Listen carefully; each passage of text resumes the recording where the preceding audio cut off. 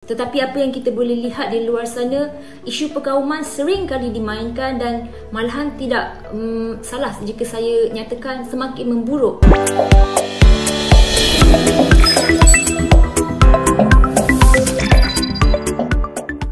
Assalamualaikum warahmatullahi wabarakatuh. Halo teman-teman, jumpa lagi di Aryan M Channel. Oke, buat teman-teman yang klik video ini, seperti biasanya, saya harapkan mudah-mudahan teman-teman masih dalam kondisi sehat walafiat. Dan jangan lupa dukung channel ini dengan cara like juga subscribe. Baik, kesempatan kali ini saya akan ajak teman-teman untuk melihat sebuah video di Malaysia. Itu sering muncul politik perkauman. Kalau politik perkauman muncul di Indonesia, ini sangat membahayakan sekali. Tapi yang akan kita lihat di kesempatan kali ini tentang politik Malaysia. Di Malaysia itu politiknya adalah politik perkauman. Oke, seperti apa videonya? Kita akan lihat dulu.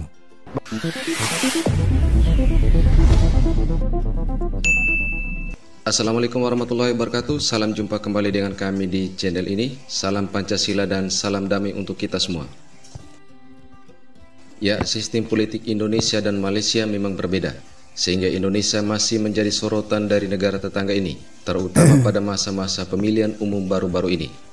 Perbedaan sistem politik menjadi diskusi dan perbandingan. Dan kita ketahui bahwa model politik di negara tetangga masih terpolarisasi dengan politik identitas yang berdasarkan kaum ataupun agama. Meskipun pada pihak lain ada yang ingin meninggalkan model politik seperti ini, sehingga beberapa pihak di negara tetangga ini memberikan ragam penilaiannya atas kondisi politik di dalam negeri. Menariknya, walaupun Anies ini dilabelkan dengan politik identitas usai kemenangan beliau di dalam pilihan raya gubernur pada 2017, itu tidak melekat pada beliau dalam pilihan raya pemilu kali ini. Maksudnya orang membahaskan soal dia nak berbanding hanya membangunkan IKN, dia nak membangunkan 40 kota di Indonesia yang sama macam IKN. Orang membahaskan soal itu. Nak membangunkan 20 stadium yang sama macam JIS di kota-kota di Indonesia. Maka orang tidak bercakap lagi soal dia disokong oleh kelompok-kelompok far right tertentu di Indonesia. Tidak. Benda itu terus hilang. Kerana perbahasan dah perihal idea dan bercakap soal politik pembangunan dan politik dasar. Itu yang saya nampak wajar kita ambil teladan daripada negara jiran kita.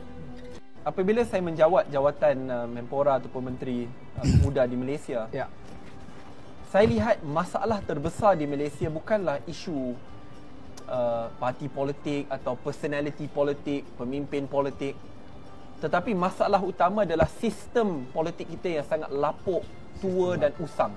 Baik, sistem politik. Ya, di mana sesiapa yang menang, walaupun orang itu orang yang begitu baik dan ikhlas sekalipun. Tetapi kalau sistem politik itu sangat lapuk, maksudnya dia pastikan ada pemusatan kuasa. Winner takes all. Tidak ada sistem distribusi kekuasaan atau? Betul. Distribusi power distribution. It's always at the top. I see.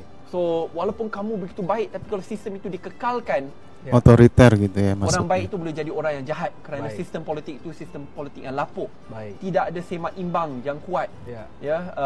Sistem yang di mana pendanaan politik itu tidak telus.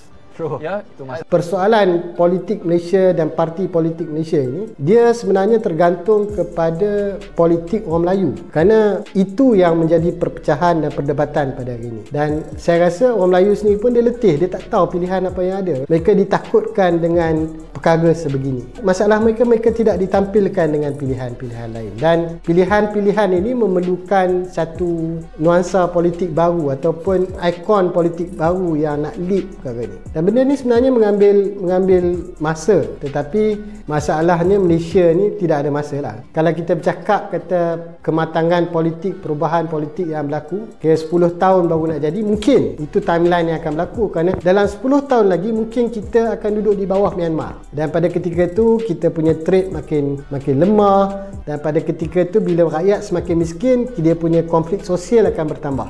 Ya, sebagaimana yang pernah kami katakan bahwa Indonesia pernah terjebak dengan polarisasi politik identitas pada pemilu periode sebelumnya.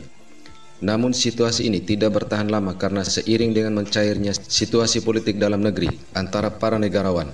Kemudian pada pihak lain makin pekannya rakyat Indonesia akan demokrasi, sehingga rakyat Indonesia tidak ingin terus terjebak dengan model politik seperti ini.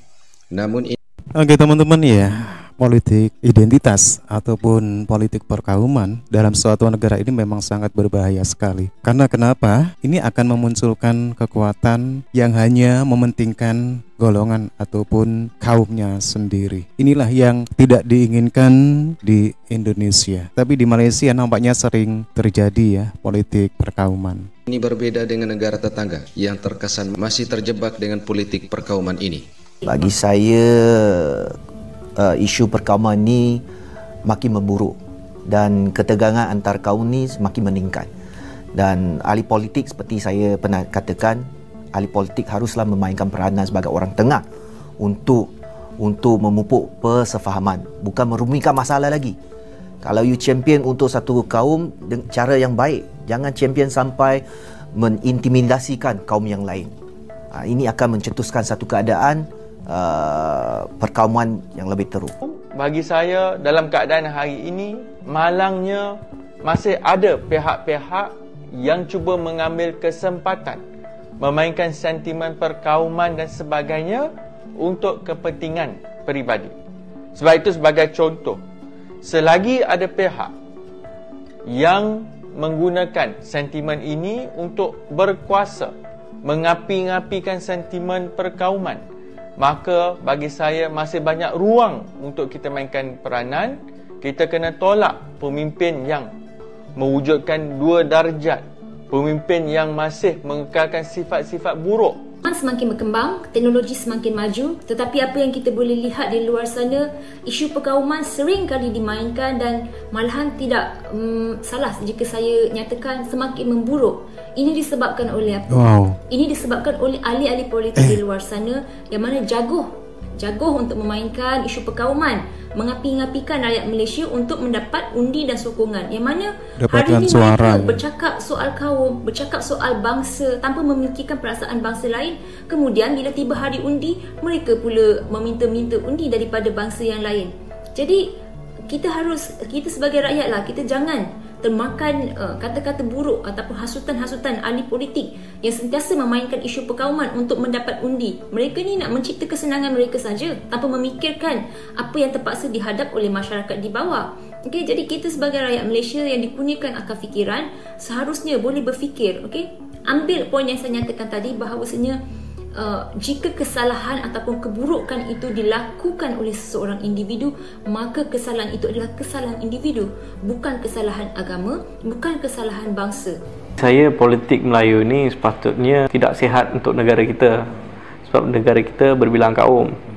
Bagi saya sebagai seorang wakil rakyat, kita kena membangunkan kaum Melayu, sebab kaum Melayu adalah majoriti dalam negara kita.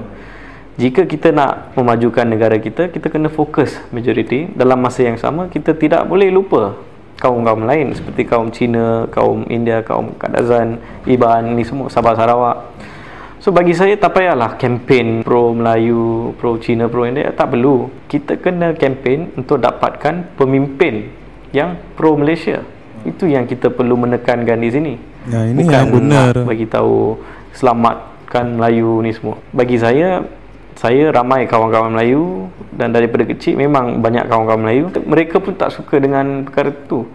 Ini menunjukkan bahawa mereka ni adalah rasis. So saya sebagai ahli parlimen tidak menasihatlah orang golongan-golongan muda di sana mengikut step-step begini. Dan saya tengok dalam social media pun banyak yang komen-komen yang tidak sepatutnya mereka komen. Contoh macam semalam saya letak video seorang makcik Melayu, views tu hanya 10,000. Konten sama, makcik Melayu tu pun kata perkara yang sama. Lepas tu saya letak seorang lelaki India kata perkara yang sama juga, konten sama. Tapi untuk lelaki India tu 60,000 views, semua racist komen.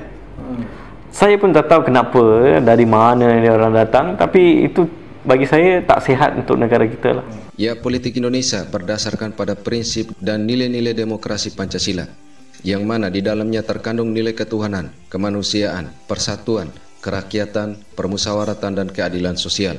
Kemudian pada tataran kedaulatan menegaskan bahwa kekuasaan politik berada di tangan rakyat, dan rakyat memiliki hak untuk memilih pemimpin mereka melalui proses pemilihan umum yang demokratis.